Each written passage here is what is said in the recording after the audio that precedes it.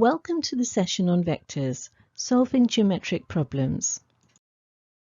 The objectives for this session are to use vectors to solve geometric problems and find the position vector of a point dividing a line segment in a given ratio. Suppose the point P divides the line segment AB in the ratio lambda to mu, as shown in the diagram. So AP to PB equals lambda to mu, as shown. Suppose this is the origin here, and it joins A, and it also joins B and P. Then OP equals OA plus a fraction of AB. This fraction is lambda over lambda plus mu.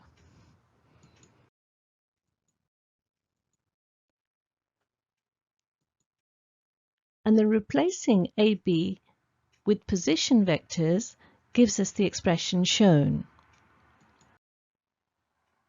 here. So let's apply this to an example. Points A and B have position vectors little a and little b, respectively, referred to the origin. The point B divides AB in the ratio 1 to 3. We are required to find OP. So let's have a look at this. Here's AB. It's divided into AP and PB, and you can see the origin as well. The origin joins A, B, and P, as shown. If we apply our formula to this example, we obtain OP is equal to OA plus 1, which has taken the place of lambda, over 1 plus 3, which has taken the place of mu, times AB. And if we tidy up, putting the OA's together, we obtain 3/4 OA and the OB, which is 1/4 OB. And this, of course, is 3/4 A plus 1/4 B, where little a and little b are the position vectors.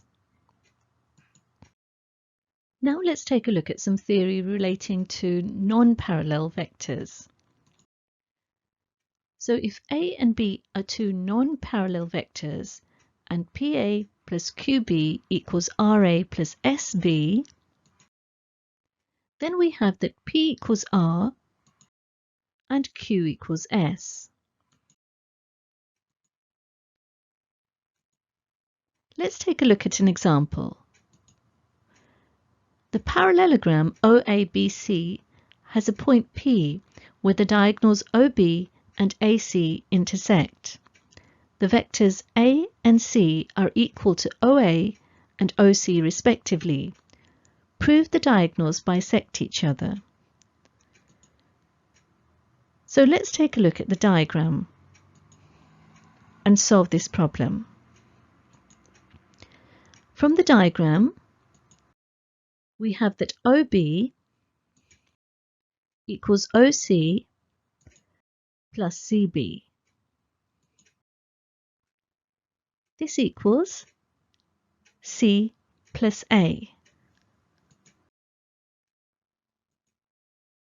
And CB is equal to A, because CB is parallel and equal to OA.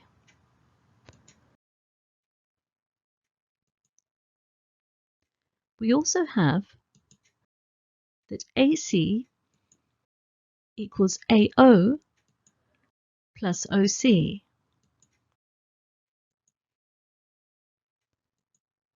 And of course, AO is equal to minus OA. And OC remains the same.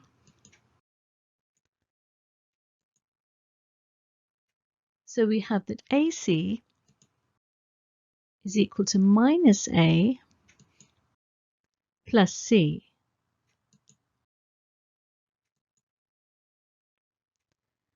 And so we have AC equals minus A plus C. Now P lies on OB, as you can see from the diagram.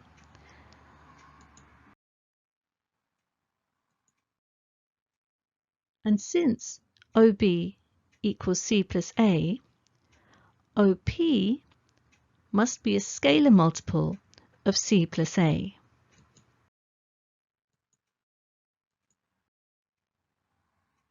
Also, we have that P lies on AC.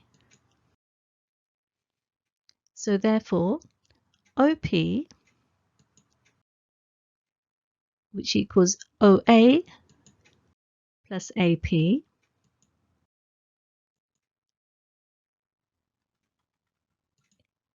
is equal to A plus a scalar multiple of minus A plus C. Since we have that AP is a fraction of the line AC. In particular, P lies on the line AC. And of course, this implies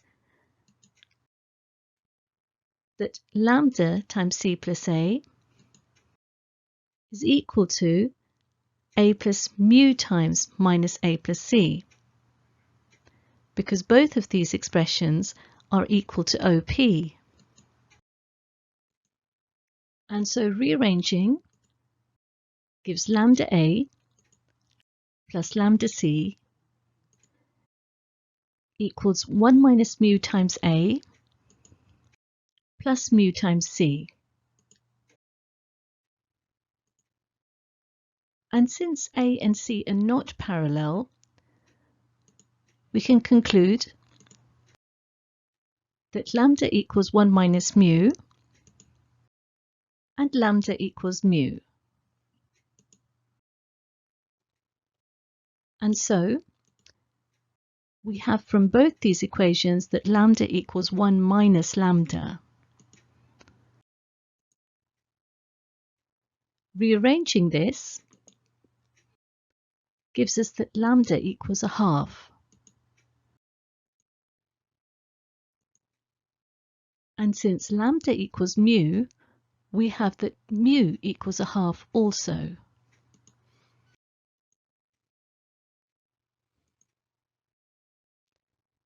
And therefore, P is the midpoint of both diagonals. Since P lies on OB and AC, and OP equals a half times C plus A.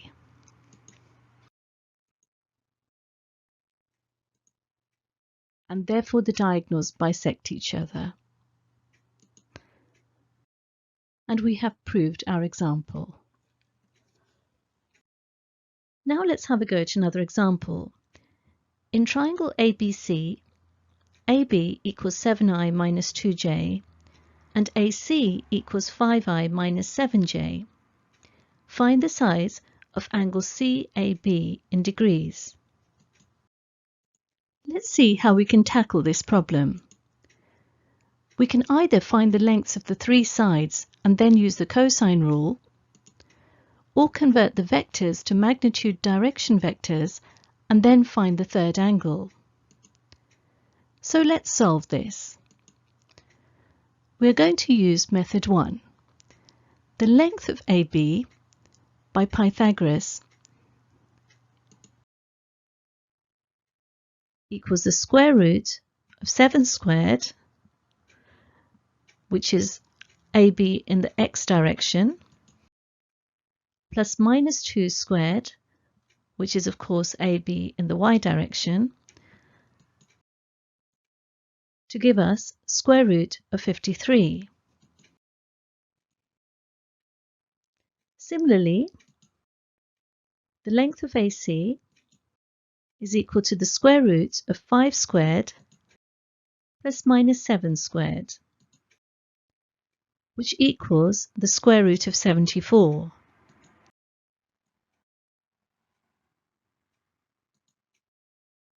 Now the vector BC equals BA, and of course BA is minus AB, plus AC. And then adding the two vectors gives us that BC is equal to minus 2 minus 5.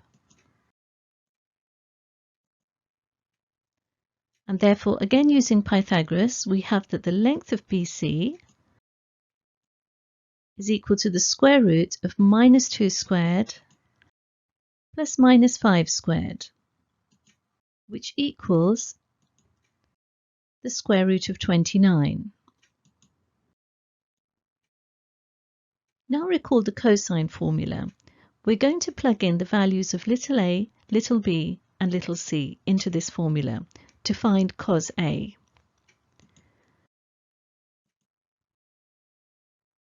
So here's little b, which equals root 74. It's opposite the angle B, or capital B. Here's little c. It's opposite the angle capital C. The length is mod AB, and it's equal to root 53. And here's little a. It's the length of mod BC, and it's opposite the angle capital A, and it equals root 29. And of course, the 2 is part of the formula as well. And so, tidying up and calculating,